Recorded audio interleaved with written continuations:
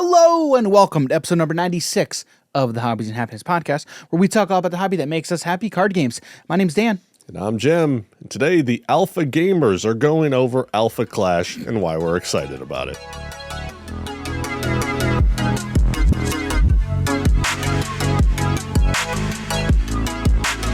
That was interesting.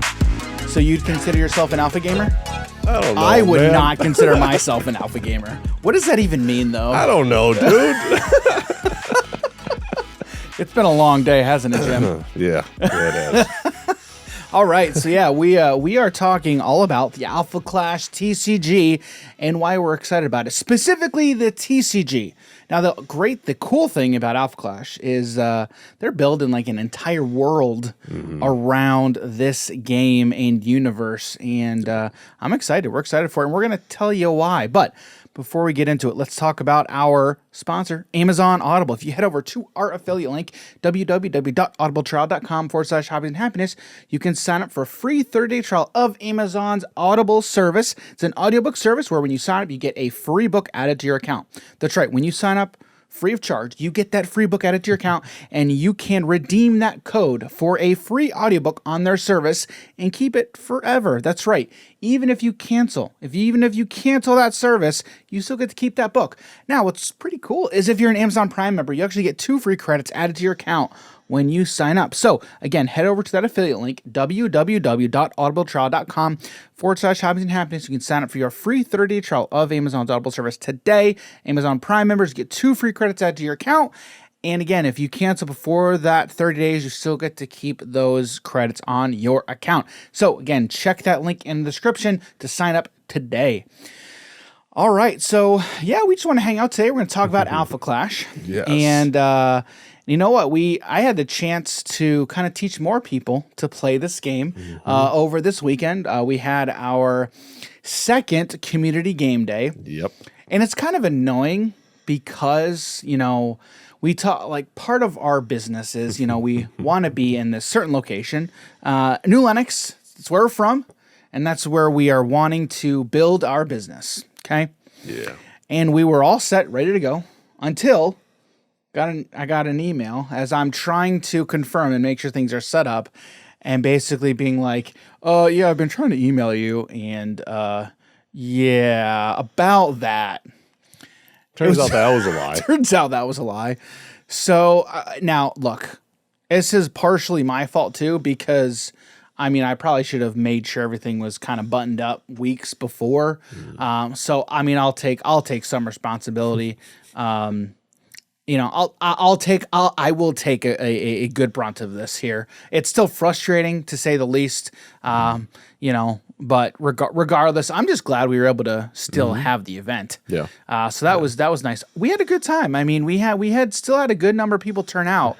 And Jim, you want to know what my favorite part of that event was? What?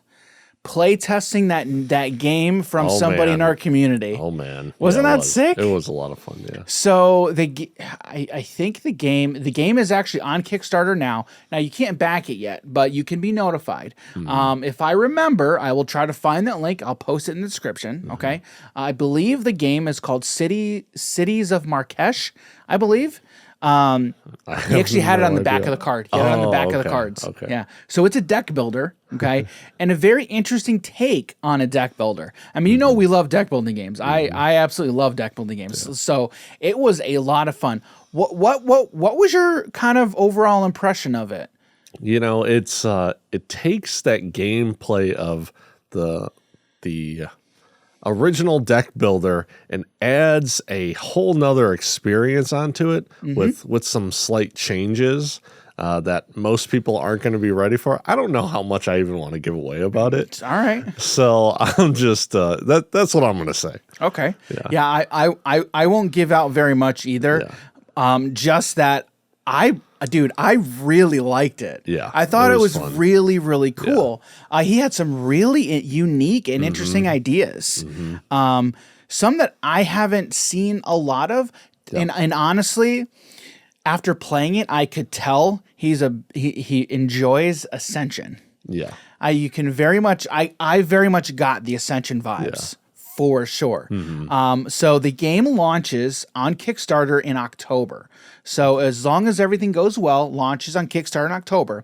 And I had a nice conversation with him, and hopefully we may get him on an episode of the podcast to talk about it. And then if all goes well, hopefully we can get ourselves a copy, and then we can maybe do a video or two about it on the channel. So I'm excited about that. I thought it was really, really fun. Yeah, it was pretty well crafted. And, at the start, he's like, if you guys have any ideas about it, let me know. And, he'll think about the changes to it. There wasn't really any changes that I would have made to it. The only change that I would have made, and I don't even know if it was a change I would make, but my suggestion at the end, that addition, what did you think of it? I know we are being very cryptic. We're being very cryptic for a reason. That made a lot of sense to me because there were times when I was playing, I'm just like, I want to see like something else. Yeah. But it also was, I kind of went a little aggro.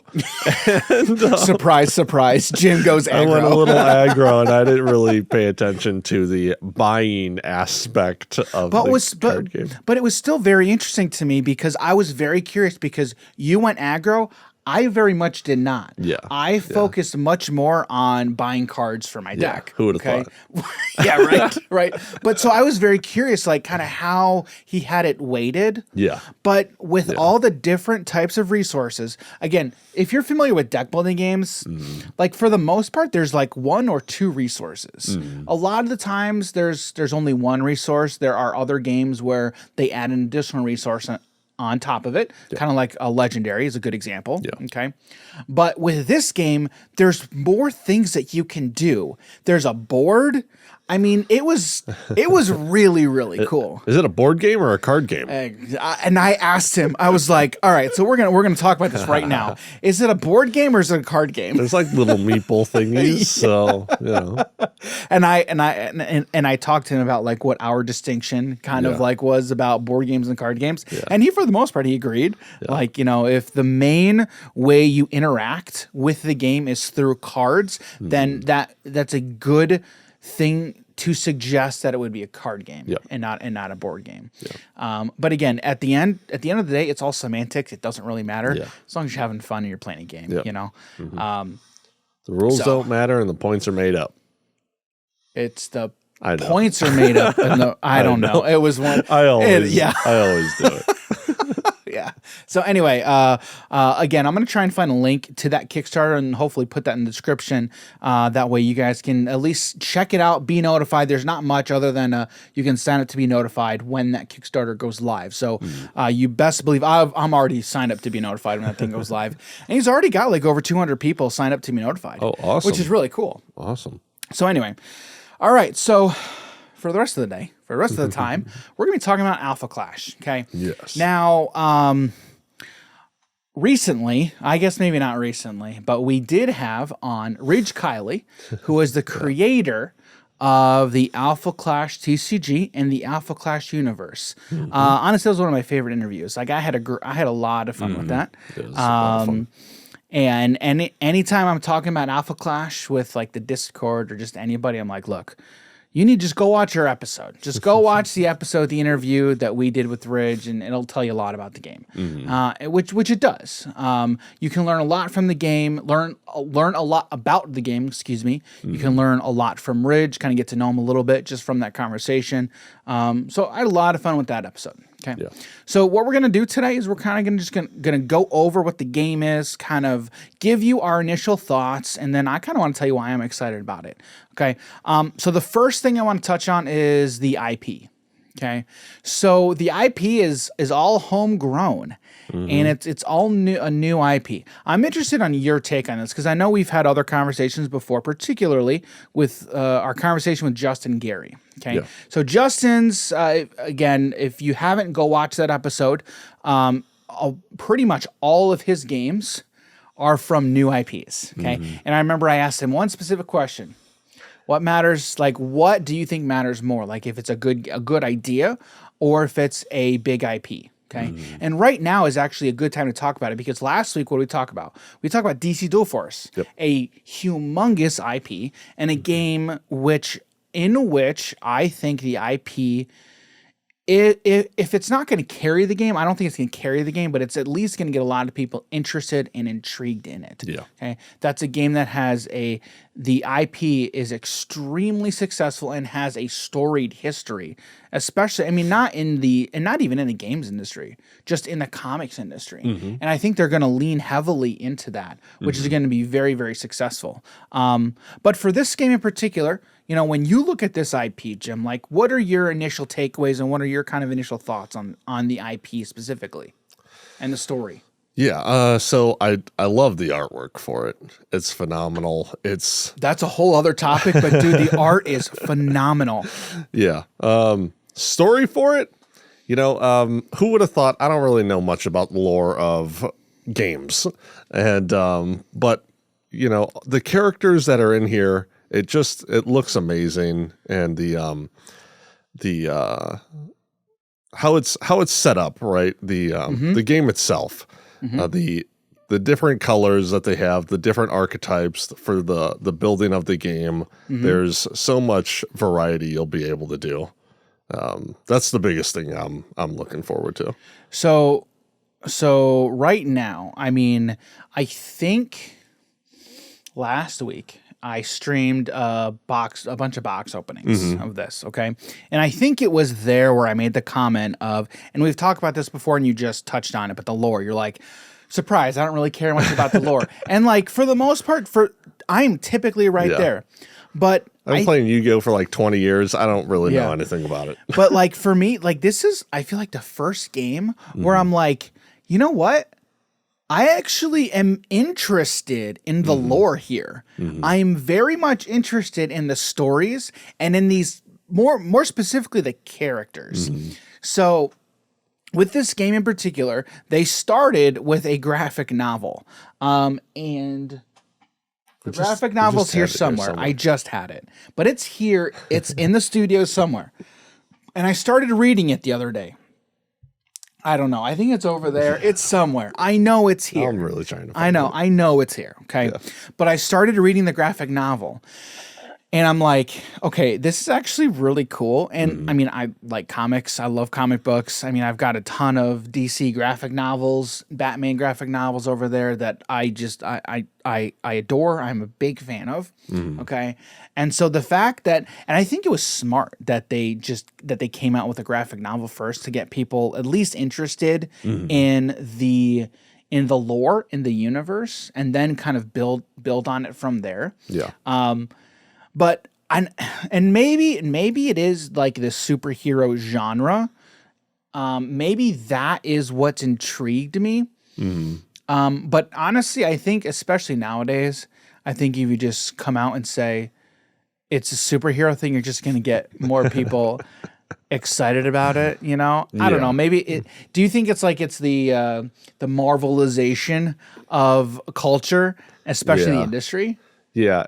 So like for me specifically, if someone told me it was a superhero based game, I wouldn't really care, but I know that there's a lot of people out there that love that fantasy. And so for them, it's great. You're going to love it.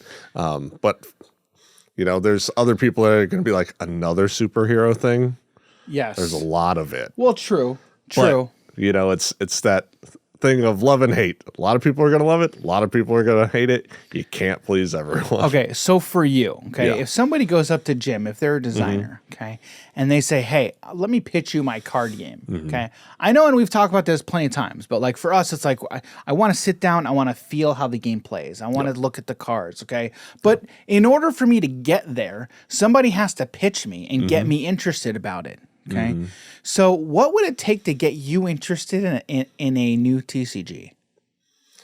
Oh, this is kind of off topic, but I mean, because again, I think the final selling point is typically us sitting down and playing the game, right?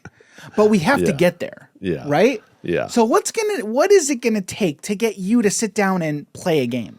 To try it out. Honestly, the new TCG part got me. So if someone's really like, I'm making this game, it's a TCG, I'm like, let's check it out.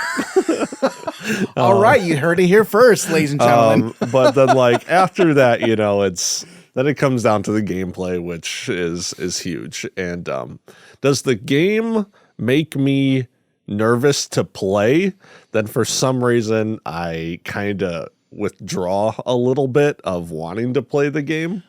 What's gonna make you nervous to play then? Dude, it's for me specifically, it's not really understanding if the game itself doesn't seem easy to pick up. From what I've noticed mostly. Card interaction, I think, should be pretty direct at the start for a new beginner or for a new player. So then how did you get into Magic? Because my friend sat me down and went over it. Okay, if I, well, you know what I mean, like, because that is very much. Yeah. And like for Magic, for me, I'm like, okay, I have to sit down. I gotta go through video after video, explain it to me. Yeah. I didn't have video. It was my friend sat me down and we were like hanging out. It was very casual. I was just playing standard. Sure. And like my first deck, he pretty much made it. And Magic wasn't very complicated when I was first starting it. The deck I was building, it was complicated because I didn't understand how playing Control worked. And I'm like, I don't know what a stack is, so I'm gonna just let you play while I'm sitting on a bunch of counter spells, right? Terrible idea for a new player. And then just play mono red aggro, or no, even better, play mono green to start. You'll pick it up real quick. Don't give them bad advice, Dan. And then he introduced me to aggro, and I'm like, oh, this is so much easier. And then it slowly got me into the game more and more, and I'm learning over the course of these years. And Magic was simple. It's like your cards have like 3 lines of text at most when I was playing it. And like I come from Yu-Gi-Oh! Where it's like 17 lines in this little text box. Because you picked up Yu-Gi-Oh! First. Yeah. Yes. Yeah. And back then it was stupidly easy. Okay. A lot of the cards you were playing didn't even have a text box. Okay. And so and the most you had was like Pot of Greed, draw 2 cards. Pot of Greed is the most broken card ever. I'm just kidding. So it's for Magic, it wasn't too difficult to get into. All right, so let's continue this then. Okay, so let's apply this to Alpha Clash. Okay, how would you? Granted, I know you haven't played a ton. Okay, but you're familiar enough with the game. How would you explain Alpha Clash to a TCG vet? Somebody who's played other TCGs and is familiar and is very familiar with the space. Because Alpha Clash to me feels very, very familiar, but it also feels different. Okay. Yeah. So how would you explain it to somebody? It's a game based around your contender, which is supposed to be you. Like it embodies the deck you're playing. And it's very familiar. It takes a lot of stuff from a lot of other card games, so it's nothing too crazy inventive. But it brings you in because it's very familiar. If you played a bunch of other card games, even if you just played a couple card games, you will find something in this game that you really like. Okay. So what is it that you like? Like, what's one thing in particular that you like from this game? My favorite thing that I've noticed so far is having the contender. Okay, how so? How so and why? Yeah, I'm interested. The characters, I really think the characters are all cool. Yes, I agree. For them, and having that, I guess it kind of reminds me a little of Hearthstone, and it's like, this is my character. I am a mage. Right? For sure. This is me. And it's the same thing for Commander and Magic. Exactly. It's like, this is me. Exactly. And we actually had this conversation with Charmer. And I know we chatted about Alpha Clash a little bit, but the more and more I play this game, the more, and honestly, any TCG, the more I'm more convinced that if you give me a character or something at the helm to attach to, I mean, I'm just that much more emotionally invested into the game. Yeah. Okay. And so that's why every deck, this is a clarity deck. This is a magnate deck. And this is a torque deck or what have you. Okay. Yep. And then I attach myself to a character and then I can just build any deck I want for the most part centered around that character. And it just really makes me that much more invested. Yep. And that's one thing that I'm really, really, really loving. And I mean, I just love playing clarity decks, to be honest with you. I haven't played her yet, but she does look cool. Oh my goodness! So, and we'll talk more about clarity here in a little bit. And aside from just the contender being like that character, there are also other cards in this game where it has the artwork of your contender on it, and it is like one of their abilities or one of their items or whatever it is, and that's all thrown into the deck. So it's now you're building these characters and learning more about them from the deck itself, rather than it just being, oh, all right, well now I go look up lore on it and learn the backstory of all these characters. Yeah, instead of having a game like Magic where, in a typical deck of, let's just say it's a typical 60 card deck and I'm playing aggro, right? I could have something that has I could have a deck that's got 20 different characters or 20 to 30 different characters, right? Whereas something like this, you're talking, you could have 4 characters, right? And that, again, that's just okay, well, that makes me want to know more about these people that are in my deck. Okay.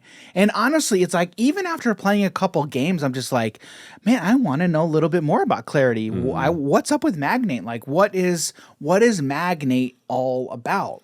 And it's kind of very subtle. Okay. But I think it really works at just really pulling people in to the universe, to these characters, okay, and turning people who normally don't care at all about the lore, and even just turning on a switch and really making you curious and being okay, I kind of do want to know a little bit more about them. It's I don't know if it was on purpose, right? Or if it was just we're only really going to build out certain characters, and because of that, all of our cards are going to be focused around them. I wonder how it was built, if it was purposeful. You know what I mean? Yeah. Because if it was freaking genius. So yeah. Okay. Well, let's actually go through kind of just some of the basics and a few of the mechanics. Okay. So, like many TCGs on the market, you've got 5 different colors: black, red, green, blue, and white. Okay. Now each color has, from the base set, from the first set, is called the Awakening. All right. So from the Awakening, this is, and again, guys, honestly, go back, go listen to that. If you have not, go listen to that episode where we talked to Ridge. He's going to do a much better job at explaining this than I am, or we are. Okay. But the Awakening is basically when all of these alphas have their powers awakened. Okay. So each color is headed by a single contender. Okay. Black has clarity. Red has torque. Green has magnate. Blue has mean streak. And white. You said black has clarity. White is clarity. Yeah, white's clarity. My goodness. Who is the black contender? Do we even have a black contender? It's Moxie. There we go. My bad. It's Moxie. Goodness gracious. We're prepared. Yeah, we are very, very prepared. He knew it. I knew it. Yeah. So Moxie's black, red is torque, green is magnate, blue is mean streak, and white's clarity. Okay. So one of the interesting things, okay, is, again, like many TCGs, each color is kind of focused on a certain kind of archetype, but they can all do these archetypes very, very, very well. Yeah. So black is kind of more equipment heavy, equipment focused. Okay. Red, what would it, if you had to guess, Jim, if you had to guess, What would you think that red is primarily focused on? I'd assume red is about dealing damage. Okay, yeah, you'd be about right. Okay. Green is kind of like the biggest. Okay, green is big, huge stuff, and Makes sense. the aggro color, I think. Okay, blue and white. Okay, blue and white are kind of like the control-y archetypes. Okay. Which again, surprise, surprise. Okay. Blue with mean streak. And again, honestly, guys, the more that I'm even talking about these characters, I'm like, I kind of want to know more about the lore. Okay. Now, also, guys, if you head over to the website, alphaclashtcg.com, you can learn more about the game. You can learn more about the characters. They've got a lot of information there, so go check that out. Okay. But yeah, blue has got a lot of drawn cards, and I'm finding, excuse me, but that blue and white are kind of more the control colors, especially with clarity in that white. And again, we're going to talk about clarity a little bit later because clarity is awesome. All right. But yeah, so that's again typical in just about every TCG. Okay. Now, Jim, what colors are you more of a fan of so far? I am really interested in the red and white cards as of right now. Okay. All right. I haven't gotten to look at all of the cards yet. Yep. There are quite a bit, and some people haven't cracked open 3 boxes yet, on live stream. I don't know who he's talking about. And so, but yeah, I'm really excited about clarity cards. And then looking over at Torque, that ability on the contender, I'm really liking. So Which one? the 30 HP one. Okay. When he takes damage from combat or non-combat, get effect. So do you have the card pulled up? Yeah. All right. So Torque the Diabolical is the contender for red. So let's take this opportunity to go over kind of what each contender does. All right. So each contender, in the top right corner of the card, has an HP value. For the most part, I believe all contenders in set 1 have an HP value of 30. Okay. So each contender is going to be different. Okay. So you may find in future sets, you may find some contenders don't start with 30 HP. Which is very interesting. Very interesting. Okay. So yeah, top right corner, you're going to see their HP. Bottom right corner of every card, you're going to see an affiliation. Okay.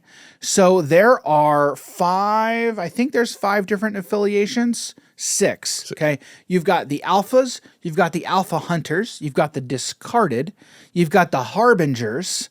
Jim's looking forward to the harbingers. I want to play more harbingers. You have progenitor, and then you have rogue. Okay. How would you describe the affiliations to someone who's played other TCGs? Because I'm trying to think. Well, okay, no, go ahead. Go ahead. You go first. I was just gonna say it's pretty much the tribes from Magic, the creature types. Yeah. So yeah. Yeah, that's pretty much exactly Humans, what it is. demons. Yeah. But they make it. It's an interesting spin on it, right? With the because they've got a picture symbol associated with them. Okay. Okay. And then bottom left corner of the contender is you're going to see this on all Clash cards as well. Clash cards are basically the minions or the creatures, okay, that are going to be doing battle for you. Okay. Bottom left is going to be power toughness, essentially. Okay. It's got your attack and your defense. Now, all contenders in set 1 have an attack value of 1 and a defense value of 0. Okay. I'm pretty sure that's correct. I think. I'll correct myself if I'm wrong when I find more later. Okay. But let's look at Torque the Diabolical. Oh, actually, there's one other thing. Okay. Each contender has 2 different abilities. Yes. Okay. Your first ability starts when you're at full health, and you will always have access to that ability. Your second ability kicks in when you reach a certain low enough health threshold. On I believe on all the contenders in set 1, it is 10. Okay, so your first ability kicks in at 30 HP, and then your second kicks in at 10 HP. So for Torque the Diabolical, his passive ability at 30 is once per turn. During your primary phase, you may engage this card. If you do, deal 1 damage to target clash card. Again, a clash card is going to be your minion or your creature that's on the battlefield doing your attacking and defending. Okay, and then the other passive ability, I guess that was more of an active ability or activated ability. Yep. And this is whenever non-clash damage, also kind of read non-combat damage, okay, in other games, okay, is dealt to this contender, draw 1 card. This ability triggers only once per turn. So you could build a deck around non-combat damage or non-clash damage, and then drawing cards with Torque, which the color red does a pretty good job at doing stuff like that, and has other cards that synergize with stuff like that. Okay. And then his second ability is at 10 health. Whenever non-clash damage is dealt to this contender, target clash card you control gets +1/+1 until end of turn. So kind of tempo swing there a little bit, trying to capitalize off of that non-clash. Yeah, that non-clash damage being dealt to the contender. Yep. Deal damage to him. Make it to where your opponent's kind of taking the same amount of damage just by giving the +1/+1 on your card. Health is a resource, am I right, Jim? Health's a resource until it hits 0. So what's your initial take on after looking at Torque? Torque, the engage to deal 1 damage to anything, so that way you don't take the backlash damage. I don't even know what it's called. The other combat damage, and then the other thing of, if you ever want to go directly to him, then he starts getting more effects on top of it. Draw a card and then put +1/+1 counter. All right, so Love him. It's very, very cool. Now let's actually go over the 4 other contenders. Okay, since we're talking about the contenders specifically. Okay, again, I have to mention, every time I look at these cards, the artwork is just so awesome. I'm a big fan of the artwork. Okay. I mean, again, you talk about TCGs, okay, and trading card games, right? A lot of people talk about the artwork and how important it is. And believe you me, it is extremely, extremely important. And I think the team has knocked it out of the park. I think the cards look fantastic. I mean, especially when they're in your hand, they just look so good. Okay. All right. So Magnate Awakened. Okay. 30 HP contender, 1/0 stat line. He's an alpha affiliation. And then at 30 HP, alpha clash cards you control get +0/+1. So Magnate Awakened is one of the contenders you get in the Clash kit. Okay, so the Clash kit is actually right here. Okay, show you guys. All right, so this is the Clash kit. All right, and then you get Magnate. Okay, you get a Magnate Awakened deck, and you get a Moxie fully loaded deck. So Moxie is the black contender. Okay, so we had a few guys test out the Clash kit this weekend, and both of them really, really loved Magnate. Okay, so they played a total of 3 games. The Magnate deck won 2 games, and the Moxie deck won game 3. Okay. Now, again, just like any new TCG, you gotta play the deck. You gotta play the deck to really understand like what you're doing, right? Yeah. So the Magnate won game 1 and game 2. Moxie won game 3. Okay, I think in this Clash kit, the Moxie Alpha Hunter deck is a little bit more difficult to pilot than the Magnate deck. Excuse me.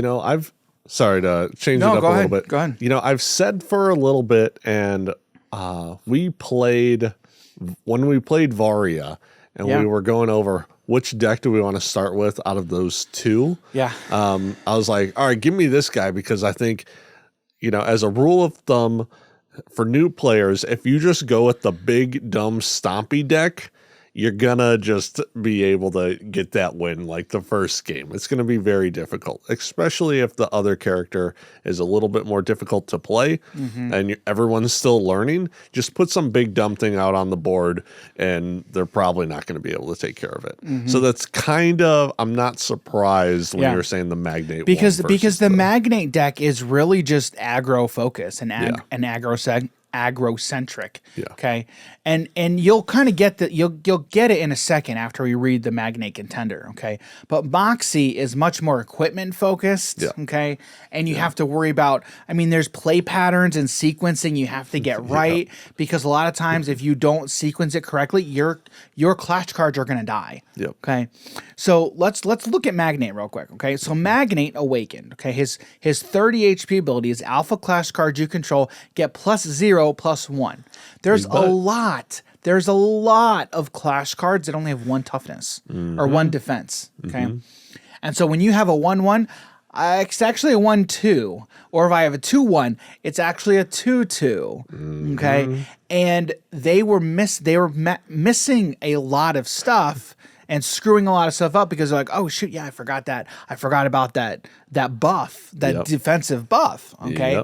It really throws people for a loop. Okay. But on its face, like on the face, this is just that much more powerful because you're just like, oh, I'm technically, like if you've got 4 clash cards out, I've got 4 additional defense. 4 additional defense, spread over each of my clash cards. Okay. So, I mean, that already is powerful, okay? And again, it states alpha clash cards you control get +0/+1. So, if you're running Magnate, you're probably running a lot of alpha clash cards, okay, with that affiliation, okay? So, and then at 10 HP, okay, once per turn during your primary phase, you may engage this card. If you do, target opponent discards a card. That's pretty good. That is really, really good. That's pretty good. It's good because especially in that late game, you're both under 10. It's card advantage. Card advantage for an aggro focused deck is extremely powerful. Very, very, very powerful. So Magnate Awaken is a fantastic contender, and honestly a very good contender, especially for a new player. New players to pick up and get them introduced to the game. Okay. So that's Magnate Awaken. So Jim, are you gonna play some Magnate Awaken decks? I'll probably try it once. All right. So let's take a look at Moxie. If I can find Moxie real quick. My name is Moxie. I love that name also. It's very, very cool. Okay. There we go. All right. So it's Moxie Ready to Hunt. Ready to rumble. Moxie Ready to Rumble. Uh-oh. You don't want to load for me. You really don't want to load for me. I'm having the same problem with Holy Moxie. cow. All right, well then I won't make it large. We'll just make it small. It's okay. I can still read it. So Moxie Ready to Hunt. Another 30 HP contender. 1/0 stat line. She's an Alpha Hunter affiliation. All right. Her 30 HP ability states, Alpha Hunter clash cards you control may attach more than 1 weapon. So I still have yet to confirm this because I haven't really looked it up in the rules, but I'm pretty sure you can only attach 1 weapon to your clash cards. I assume so. If they state that on this card. Exactly. All right, so if you're running Moxie, you're probably running more of an equipment-focused deck, okay? Her 10 HP ability. This is pretty powerful too. Once per turn during your primary phase, you may attach a weapon you control to an Alpha Hunter clash card you control without paying that weapon's attach cost. Powerful. Now, before we continue, let's talk about the board state real quick, okay? So there are actually 3 zones where you can place your cards, okay? Every single card can be used as a resource. Jim, what do you think about that? What do you think of a game that lets you utilize any single card you want for a resource? There are no resource-specific cards. What do you think? In theory, I love it. Okay. What's the bad part, Jim? Man, you got to get rid of cards you don't want to get rid of. That's my least favorite part. It's my least favorite too, but it's always an interesting decision that I have to make. Every turn, Okay. And it's more impactful in those early games too, or in the early game, right? Because the early game is when, especially when you're playing a fast deck, it's like, okay, I've got, okay, let me throw something at you. Okay. Especially from the standpoint of you're trying to play a fast deck. Yeah. Would you rather have every card in your hand, okay, to start with, after you mulliganed, every card in your hand to be a 1 or 2 drop? Or would you rather have maybe 3, 5, 6 drop cards in your hand? What would you rather have? Well, it makes it a lot easier. I guess having the 1 and 2s are better, kind of, because now you have the variety of, all right, which card here is going to be better for the given scenario. Right. But if you're going first and you don't know, oh man, I hate it so much. Like when I was playing Dragon Ball Super, it's the same thing. Every card you can utilize it as a resource, and it just hurt me to be like, oh, I got to get rid of this card. I don't want to get rid of this card, but I had to. You have to. So maybe play like less good cards in the deck, so that way you don't feel so bad. Just being like, this is boop, put that in the back. Yeah. Okay, so you've played Dragon Ball Super. Yeah. Okay, how much DBS have you played? I've played a couple games. Okay. I'd say like 10 maybe. Okay. So how similar are these games? How similar is Alpha Clash and DBS? Because again, remember when we talked to Ridge, he was a big DBS player. Yeah. And they are very similar. And even told us that there's a lot of similarities here because he took a lot of inspiration from DBS. Yeah. Yeah, DBS. There we go. With that game, it's you start off with, I believe it's 8 cards or 8 HP. So kind of like Pokemon, you put off these cards to the side, and then as you kill your opponent's Pokemon, you then take a prize card. In Dragon Ball Super, it's when you take damage, you actually get to take one of those cards and put it into your hand. So it doesn't plus your opponent for doing better. It's a catch-up effect. Exactly. Okay. So, and then once you get down to a certain point, you actually flip the card over into their awakened state. And I mean, I don't know where he got the awakening from. So you flip them into this awakened state, they transform, and they get another added ability. Gotcha. So, and then they just get more powerful in general. Gotcha. So, that's the thing with also being able to attack with your contender and your leader for the other game, the resource system, it's all pretty much there. It makes a lot of sense that he if I was never told he took inspiration from it, you could definitely see it. Gotcha. Yeah.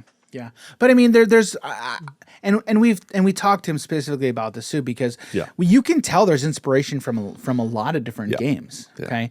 And they just recently had their first big tournament at Cash Cards Unlimited. Yeah. Super jealous. I really wish I could have been there. Right. That would have been cool. Really cool. But Cassius was like, he's taken like the best parts of some of your favorite games and thrown it into one game. Right. And so Cash seemed to be like a fan. So he seemed to enjoy it. And after talking with, other folks in the Alpha Clash community, they kind of, spoke very highly of it as well. And they said it was a good event and he seemed to really enjoy it as well. So yeah, I kind of wish I could have been there. That would have been really sick. Yeah. They're set up in where? California, right? Yeah. Okay. Yeah, they are. Yeah. All right. So we talked about the black contender, the red one, the green one. Let us now talk about the blue one, which is Mean Streak. Now I just have to find Mean Streak. It's the first card in that. Is it? Did I miss it? No, it's not. Oh, it's not. It is not. I lied to your face, Dan. Yes, you did. Last card. It's probably the last card. Last card. It is the last card, yes. Last card. All right, so it is Mean Streak, ready to brawl. All right, so he's the blue contender. Again, 30 HP, 1-0 stat line, the Alpha affiliation. 30 HP, so it's Mean Streak, ready to brawl. 30 HP. Once per turn during your primary phase, you may move any number of streak counters from a Clash card you control to another Clash card you control. And then clash cards you control with one or more shriek counters get trigger defeat. You may draw one card. One of the things I actually really like about this game is the cards are pretty explicit when you can play them. Yeah. Right? You know, if it's not a clash card, because again, clash cards are they're your creatures. They're minions on the battlefield. Yeah. Everything else, there's a certain point in the game when you're able to play them. So the thing about Magic is like, yeah, you've got an instant in your hand. You can play an instant anytime you have priority, and you're able to play it, right? Yep. Sorceries, there's only a specific point in the game where you can play it. It's got to be your turn. The stack's got to be empty, and it's got to be during your main phase 1 or your main phase 2. Yep. Right. But this game, if you look on the card, it's pretty much, okay, here is this point at which you can play the card. Okay. Like clashes are essentially when combat happens, and clashes, there's certain steps. Okay. I declare the clash. Do you have any counters? Are you obstructing? Do you have any counters? No. Okay. We pass to, do you have a clash buff? No clash buff. Do you have a clash buff? Nope. Okay. Now damage resolves. The interesting thing about this game, and I'm curious your opinion on this, okay? But you are only given one opportunity to play a card. If you pass, like a clash buff, okay?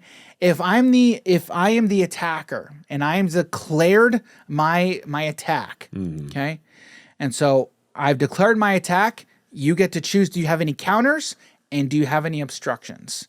No counter, no obstruction. Okay, passes to me. Now I get the opportunity to clash buff. Clash buff basically meaning, do I want to buff my attacker? Give him an attack buff, boost in stats. Yeah. Okay, and if I say no, it goes to you. And if I pass and then you say you want to play a clash buff, I don't get to respond to that. Yeah. What do you think about that? You know, I think it's real funny that you ask me, what do I feel about sometimes not being able to do instant speed stuff? Because it is a little bit upsetting. Yeah, I would much prefer it to be like, do anything you want before this damage goes through. And like, we kind of figure that out once we both pass a priority. Same thing as Magic's. But having all that other stuff happen in that order, and once you pass that, it's just more. It's more things that Jim has to think about, and Jim doesn't like that. More of a mess. Now, an interesting thing as well. Okay, and I don't know if you're aware of this. Okay, but when you're building your deck, you are only allowed to have 4 clash buffs total. You cannot have more than 4 clash buffs in your deck. Oh, so you can only have 4. Okay.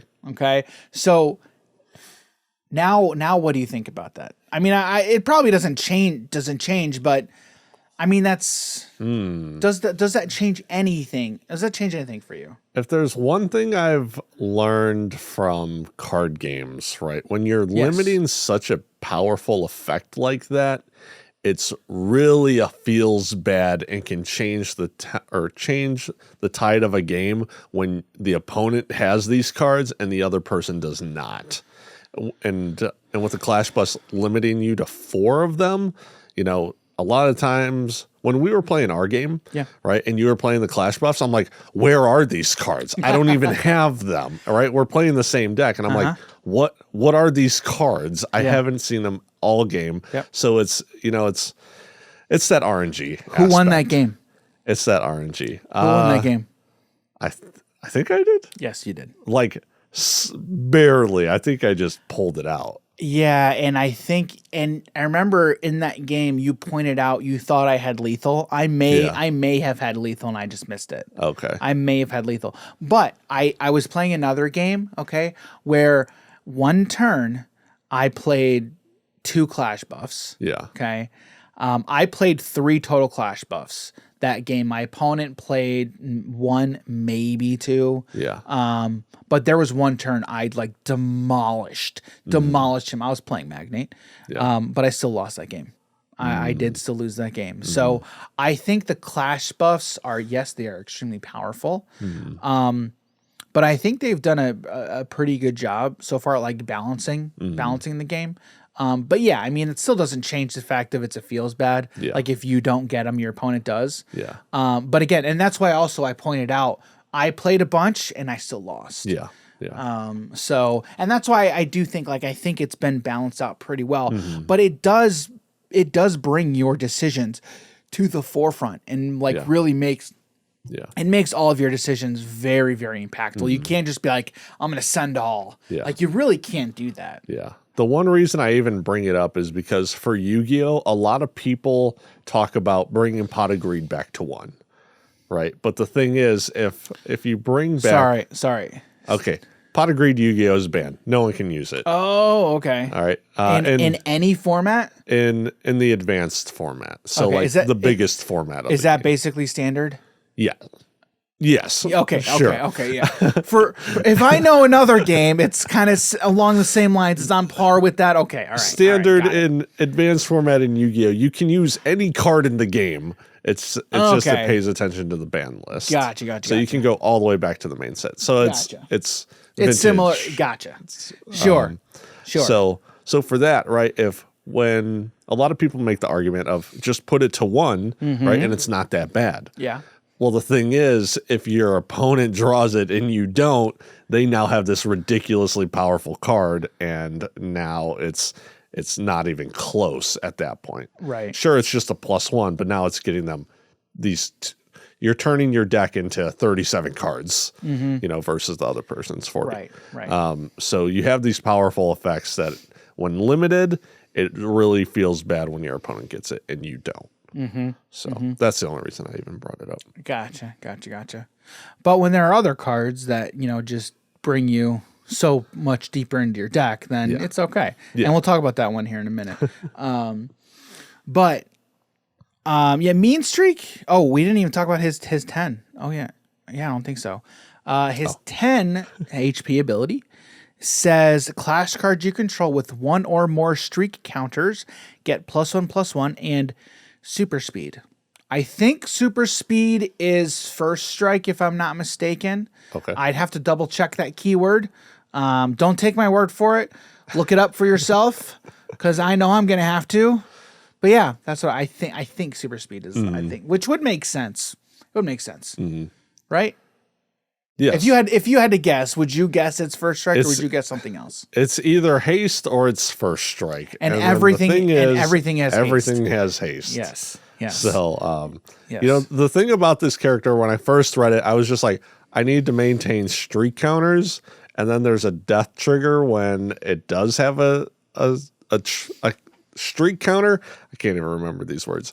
The streak counter on it. Dan, do you know how many times I've missed triggers on stuff? Jim hates the card heuristic study. Absolutely hates it. Okay, because every time he plays it, he's got to hold up the card. He's got to hold up the card and point it at the person. Hold it. So I don't forget it. This is not heuristic study. Except when I'm talking to someone while I'm doing this, I'll forget these triggers all the time. Dude, one time I was playing a game with our group, and I had heuristic study out. I was wearing a hat. I put it in my hat. I was like, heuristic study. And then I forgot it was there. So it's like, literally "Where's my card at?" It's literally you gotta hold it. I gotta hold it. Yep. Like, do you pay the one? Yep. Yep. Yeah. So that is the blue contender, Mean Streak. So far, Jim, of the 4 that we've mentioned, which, if you had to pick one of those 4, which one would you pick? Oh man, the thing about it, just Magnate seems with that consistent +1 toughness. Yeah. It's so good in And then that comparison 10, to the other oh ones. man, Man, it is very good. It's so nuts. It is very good, yes. Yeah. Just because I hate green in Magic doesn't mean I hate green in all games. Okay, I'm excited about it in Lorcana. Seems pretty cool. Yeah, for sure. And in other games, Force of Will, it's weird because it's more of a control color in Force of Will, which isn't even a game really in the U.S. Well, when you said Force of Will, I'm like, the card Force of Will? Sorry, the card game, the TCG Force of Will. Yes. Understood. yes. We got it. Sure. Yeah. So, I mean, that's That's at least an overview of 4 of the 5 contenders. We will talk about the 5th contender here in a little bit. But one of the other card types that we haven't really touched on are Clash Grounds. Clash Grounds are essentially Pokemon, their stadiums from Pokemon. And that was like the funniest story ever. The funniest story. When Ridge decided to design Clash Grounds, like, dude, guys, I have an idea. We're going to make a card. Okay, that's like a location. But there can only be one out for all players at a time. Nobody has ever done this before. And then I think the person he told it to was like, oh, you realize that is Stadium. literally a Pokemon Stadium card, or right? Yu-Gi-Oh! Field spells, how they originally were. It was the same thing. Is it the same thing? It was the exact same thing. There could only be one out at a time, but now they made it to where each player can have their own field spell. But I think at least like with Pokemon Stadium cards, like that's still at least a similar, it's a location. You know what I mean? What? I mean, the field spells change the location. It's the same thing. So what is that basically what it was? It's like field meaning like it's a It changes the field. Yeah, it changes where you're playing. Oh, okay. Yes. Okay. Yeah, it's the exact same thing. Do you have an example? What's an example of a field spell? Do you know one? So there's Yami, which one of the original ones. It makes it to where all dark monsters get plus attack. Like it's like plus 500 attack or something like that. It's literally the same thing.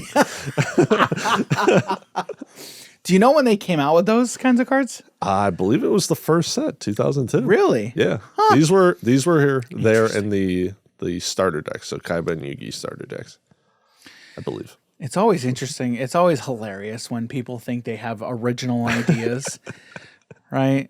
I mean, that's just original ideas. What's that? There are no original ideas. Right. But it's also like, and I think I said this at the time, but I think I said something along the lines of, I mean, if you have an idea like that and it's already in a pretty, like a successful thing, then it's a pretty good idea. You know, it seems like it should be a good idea. You know what I mean? Right? So the Clash Grounds, there are some pretty powerful Clash Grounds in this game. And I'm looking forward to seeing more in this game. But one of the things that I really do like about this game is it is pretty simple and straightforward. Okay. Yep. Especially when, there's a time to play each and every card. At the bottom of each card tells you what kind of card it is. Basic action, you can only play that on your turn. Quick action, even on a quick action card, it will tell you specifically when to play it. Like it's a counter attack, counter play, there's all these information on each card of when it can be played. Yep. So that makes the game that much more accessible. And being more accessible can only be a good thing for TCGs in general. Yep. Okay. So I think one of the biggest things that's going to draw people into this game is us talking about it. No, I'm just kidding. Specifically us. Specifically Dan and Jim, Hobbies and Happiness. No, it's the artwork. It is the artwork. And I know that we've got some more sick art incoming. There are some awesome cards. Let me, if we can show you these. These are the box toppers. Let me see if we can. Here we go. So these are the box toppers. Okay. So this is Magnate the Tyrant. I know you can't really see it. If you're watching, you can't see a lot of it. It's pretty small. But this is the box topper, and it's average. It's a beautiful card. It is a gorgeous card, and we've got stacks. Okay. Stacks on stacks. Stacks on stacks, like literally stacks on stacks, guys. But here's another beautiful foil Moxie's heavy armor. We're not going to go through all of them, but I just wanted to. I love looking at these cards, and I think just like any TCG, the cards are going to be the biggest selling point of the game. I mean, in your opinion, what is the biggest selling point of any TCG? Do you think it's the cards, or do you think it's something else entirely? If it's something brand new, it needs to be aesthetically pleasing. Like when you look at it, something needs to draw you in, right? Whether you like the anime feel of certain card games, whether you like the more realistic artwork, you know, it's not going to be for everyone, but you know, there will be things to draw you in. You might not like every single card, but there will be some cards that you like. Right. What's your take on the art? What's your take on these cards? Like, what do you think about them? Oh man, they're beautiful. Yeah. Yeah, I'm a big fan of it. You know, there's a lot of different style artwork in here, and pretty much all throughout the world, right? Just looking at some of these cards, you can see so much different culture in every single one of these characters. The locations, that's true. Yeah, you know, all of these characters kind of look different. Yeah. So, you know, you have the more Asian style with Clarity. Clarity cards. I think Clarity and Haven, I think. And I don't even know how to pronounce this guy's name. Something Ling, Bane of the Discarded. Okay, all right. So it's funny you mentioned that because when I streamed that box opening last week, I said, I don't know if it's Cow or if it's Chow. I think it's Cowling. Because it's CAO. Yeah, it's probably Cow. LING, if I'm not mistaken, correct? Yeah. So I believe it would be Cowling, Bane of the Discarded. Yeah. I think. Okay. But I'm pretty sure Clarity is also Asian, I think. I'd have to double check. But again, like you can, even if you just go to their site and you go, like, actually, I'm going to click on characters here. Here we go. Clarity. They've got write-ups on kind of each of these different characters. And this is like, I actually care about this, you know? Clarity is an immortal. Clarity has lived for eons and earned her place as one of the first alphas to emerge from a progenitor's gambit. She has been in countless battles and has served the progenitors, but settled on Earth after the last alpha clash reset society over 10,000 years ago. As events unfold on Earth and an alpha clash looms, Claire to her friends, is determined to stop the violence from devastating the civilization she has become attached to. Claire's powers are vast and mysterious, but she can free alphas from the pull if they want to be freed. Claire is the guiding hope to our heroes and an unofficial leader of a group of alphas she has freed. I really like Claire. I'm a fan of Claire. Or Clarity. And then we've got Haven. I really like Haven. She's a blue character. Most of her cards are in blue. I think all of her cards are in blue, actually. But Haven is 8 years old, almost 9. Claire has found her in an alley in Detroit, living in squalor behind a dumpster. Claire named her Haven as the poor child could not remember her own name. Claire took in Haven and raised her for a year before the events of the awakening took place. Haven also has powers and is a riddle Claire intends to solve. Haven is a fun, precocious, and kind little Asian girl who Claire is quite fond of. I'm a fan of Haven. Like I like a lot of her cards in blue. And then I'm not going to read all of them because you can read them for yourself if you want. There's a lot. Yeah, go to alphaclashccg.com right now. Link in the description. You know what else I'm going to do tonight, Jim? I'm going to continue reading that the graphic novel. Oh, okay. That's what I'm going to keep doing. Because I'm very interested in these. To be honest with you, I haven't been like this stoked for a card game in a very long time. I think I'm kind of more stoked about this than I am about Lorcana. Because it's in here. all honesty. True, it's here. It's not embroiled in a lawsuit. Oh, we didn't even talk about that. Oh. I talked about it a little bit last week. Yeah, maybe we'll talk about that later. But yeah, I'm a fan. I really, really do like this game. I haven't had this much fun with a TCG in a long time. Yeah. No. I mean, honestly, I will take the hard decisions of getting rid of a card in my hand to use a resource than being mana screwed or flooded. True. You know what I mean? True. Yes, it feels bad to, put a card down as a resource that I would much rather play. But give me that feeling over not being able to play my cards. Yep. I'll just build it to where my deck doesn't have to go above 4 mana. Done.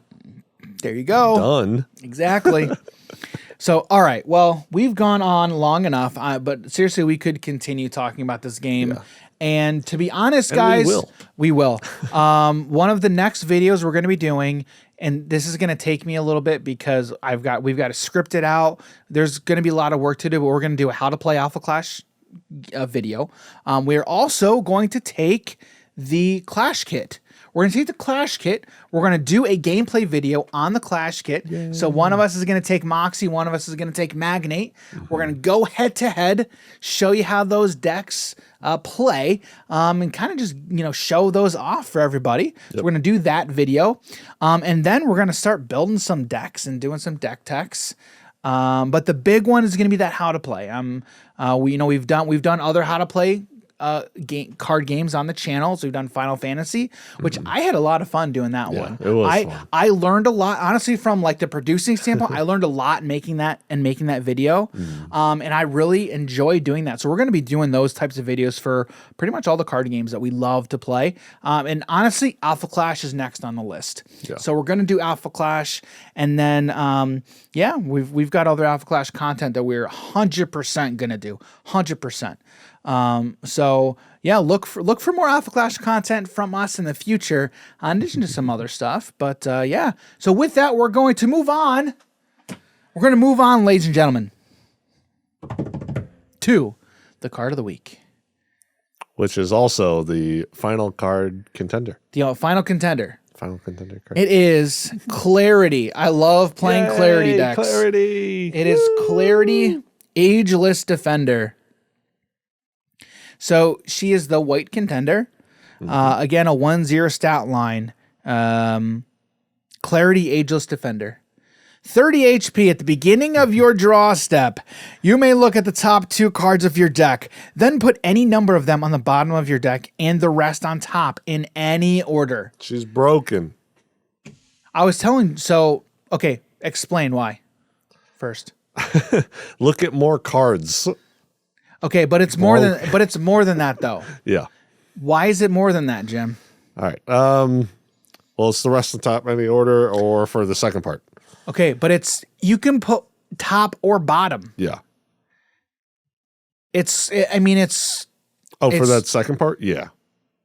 Right? No. I'm saying for that same ability, for the 30 HP ability. Okay. Look at top 2. You can put both back on top. Oh, yeah. Or put one on the bottom, right? At the beginning, let's reread it here.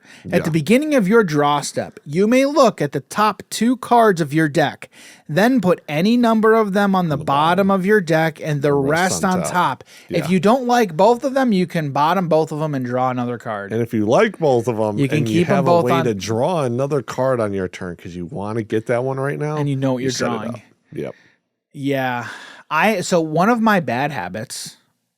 Okay, one of my bad habits in all card games is I see a card, I want it. I want it right now, or I'm going to want it next turn. I have a bad habit of not prioritize. Okay, what's the best way of saying this? Of not getting rid of a card that is not useful to me in the moment. Yep. I have a terrible problem doing that. I get that. I get that too. So normally if I'm playing Clarity, I'm like, but I like both of these cards. I'm going to keep both of them on top, and I'm just going to take this one. I've never, since playing Clarity, I've never bottomed both of them. Wow. I've never done it. I normally keep both on top. Are you a bad player, dude? Yes. But like that is the one problem I have in all card games. It's like, but I like the card. They're my cards. They're my cards. Don't worry, you'll see them again. Yeah, exactly. Trust me. Yes. Right. Yeah, so that's the 30 HP ability. Mm. And guys, the artwork on this is just magnifique. Like seriously, I love card games that have borderless cards. Mm-hmm. Making the borderless the default is beautiful. Is gorgeous. Like that was 100% the right call. Yep. All right, and then we've got at her 10 HP ability. okay, is once per turn during your primary phase. You may look at the top 3 cards of your deck. If you do, put them back on top in any order, then draw a card. That's pretty good. You thought that first ability was good. That's pretty good. You thought that first ability was good. Look at that second ability. Okay, now after we've seen all of these cards, all of these contenders, why is Clarity your favorite contender, Jim?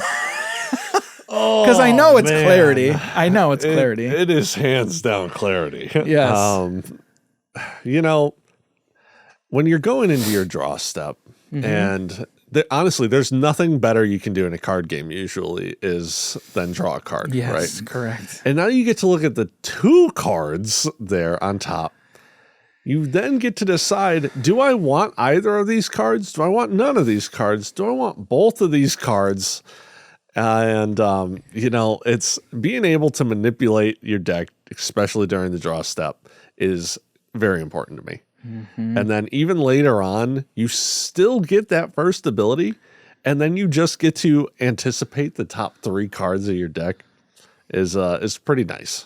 It's pretty nice. Yeah, so I think the question you need to ask yourself as a Clarity player, right, or honestly just as a card game player, right, you don't ask, do I want these cards? Okay, it's, are these useful to me on this turn, or will it be useful to me next turn? Yep.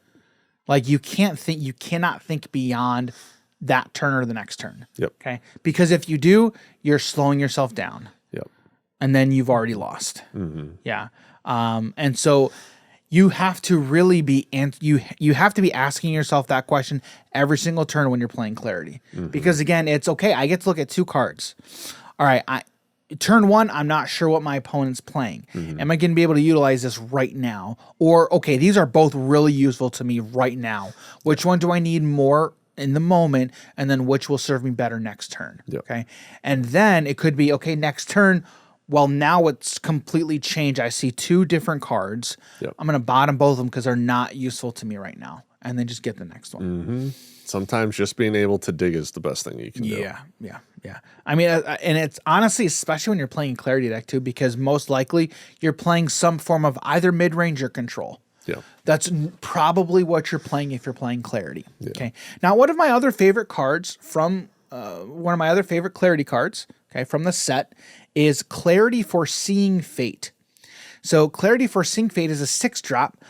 So she costs 6 with 3 of those resources needing to be white. They need to be a white resource. Okay. And she reads exclusive. Exclusive means only one copy of this card can be in your control. It's essentially the legendary rule for Magic. And then this trigger enter ability. Again, I like the wording, right? Because it trigger. Okay, well, what does it trigger? It triggers upon entering the battlefield. Okay, and then you choose one. It's either Alpha Class cards you control get +2/+0 until end of turn, or Rogue cards get +2/+0 until end of turn. And then once per turn during your primary phase, you may look at the top 2 cards of your deck. If you do, add one of them to your hand and put the other on the bottom of your deck. So Clarity is all about drawing, draw. And she's a 4/5. 4/5. It's better than drawing a card, though. Yes, you get to pick you which get to card. pick which one, yeah. It's like you have this clairvoyance ability to be able to like look into the future. Oh, and be is like, that you have all this clarity in the. Is that another card, Jim? I don't know. Maybe. Oh, wait, you really don't know? Oh, no, I'm joking. It was right next. Okay, to it. I was just going off of. I gotcha. Being like clarity yes, and like clairvoyance. Yes. It's like all the same thing. Correct. I mean, it's not really the same thing, but yes, clairvoyance is another card. 3, 2 of them being white. How would you say that? Okay, because the way Magic cards are printed and templated, you know, like 2 and a white, right? With this, it's different because it gives you that total cost in the top right, and then the number of pips. That's just the CMC, that number, right? Yes, but again, with Magic, it's you don't look at the total. It doesn't give you a total number. Yeah. It gives you the subset. 1 double white. 1 double white. 1 and double white. Sure. There you go. 1 and double white. Sure, that makes sense. It's not 3 and double white. No, it's not. It's not. But anyway, Clairvoyance reads, look at the top 5 cards of your deck, put one of them into your hand, then put the rest on top of your deck in any order. Would you run that in a deck? Yes. Is it instant speed? It is a basic action. Sorcery speed. Potentially sorcery speed, yes. Potentially, I'd run it. Yes. Depending on how much other stuff I had, right? It's not a priority. Right. Depending on like what else I get, you know? That seems like it'd be a sideboard card. Actually, I don't know. I wouldn't say that. No. Because it doesn't really help anything. No. Coming In from particular, sideboard. yeah, no. Anyway. Very cool. Yeah. Clarity's awesome. Clarity is very cool. Hands down my favorite one. So. Yeah. So, also, one of the things I think we're going to do, I would like to do, and Jim, I don't know if we've talked about this, but doing like a set review of going through all the cards from the first set, basically by color, and kind of giving kind of our initial opinions, initial takes on the cards, and then that way giving you all the information. And so I'm excited to do that because again, I really enjoy this game. Really looking forward to playing more of this game, and I'm going to be playing more of it. Well, I'll tell you later. I'll tell you later, Jim. Okay. So, all right. Well, that is this week's card of the week. Yay. Clarity, Ageless Defender. Yay. All right. Well, with that, Jim. You guys can find me on Twitter, Twitch, and Instagram at Jim Morgan H&H. I was going to go there. You guys can find me on Twitter _DG Campbell, Instagram Daniel.G.Campbell. Head over to our website, hobbiesandhappiness.com. You can find links to pretty much everything right there. Yeah. Head over to our YouTube channel, youtube.com/hobbiesandhappiness. Again, if you're watching on YouTube, don't forget, hit that like button, hit that subscribe button, and hit that notification bell so you can be notified whenever we release new content like this and other video content as well. So yeah, that's all we got for you guys today. Had a lot of fun. I can't wait to play more of this game, and I'm just so stoked that we have cards. Yep. I'm so happy that we have cards here that I can hold and sift through and just really ogle, and look at them. So, all right. Thanks everybody for hanging out with us today, and we'll catch you in the next episode. See you, everybody. Take care.